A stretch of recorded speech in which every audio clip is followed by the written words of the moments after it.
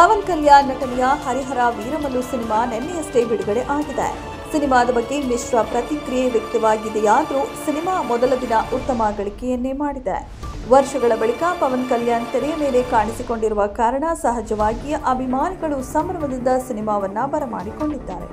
ಪವನ್ ಅವರ ರಾಜಕೀಯ ಪಕ್ಷದ ಧ್ವಜ ಹಿಡಿದು ಕೆಂಪು ಟವಲ್ ಹೆಗಲ ಮೇಲೆ ಹಾಕಿಕೊಂಡು ಹೀಗೆ ನಾನಾ ವಿಧವಾಗಿ ಅಭಿಮಾನಿಗಳು ಚಿತ್ರಮಂದಿರಕ್ಕೆ ಬಂದಿದ್ದಾರೆ. ಆದರೆ ಕೆಲವು ಮಹಿಳೆಯರು ಮುಖಕ್ಕೆ ಪರದೆ ಹಾಕಿಕೊಂಡು ಬಂದು ಮೊದಲ ದಿನ ಪವನ್ ಕಲ್ಯಾಣ್ ನಟನೆಯ ಹರಿಹರ ವೀರಮಲ್ಲು ಸಿನಿಮಾ ವೀಕ್ಷಿಸಿದ್ದಾರೆ.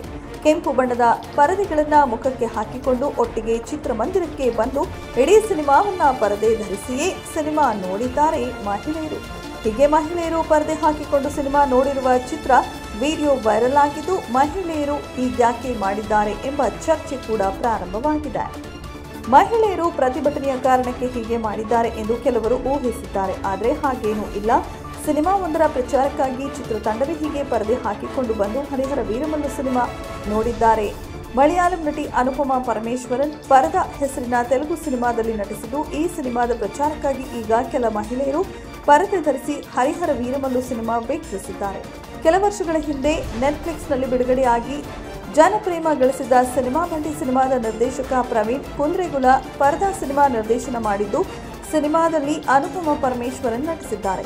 ಮಹಿಳೆಯರ ಸ್ವಾತಂತ್ರ್ಯದ ಕುರಿತಾದ ಕಥೆಯನ್ನ ಈ ಸಿನಿಮಾ ಒಳಗೊಂಡಿದೆ. ಸಿನಿಮಾ ಆಗಸ್ಟ್ 22ರಂದು ತೆರೆಗೆ ಬರಲಿದ್ದು, ಸಿನಿಮಾದ ಪ್ರಚಾರವನ್ನ ಚಿತ್ರತಂಡ ಆರಂಭಿಸಿದೆ.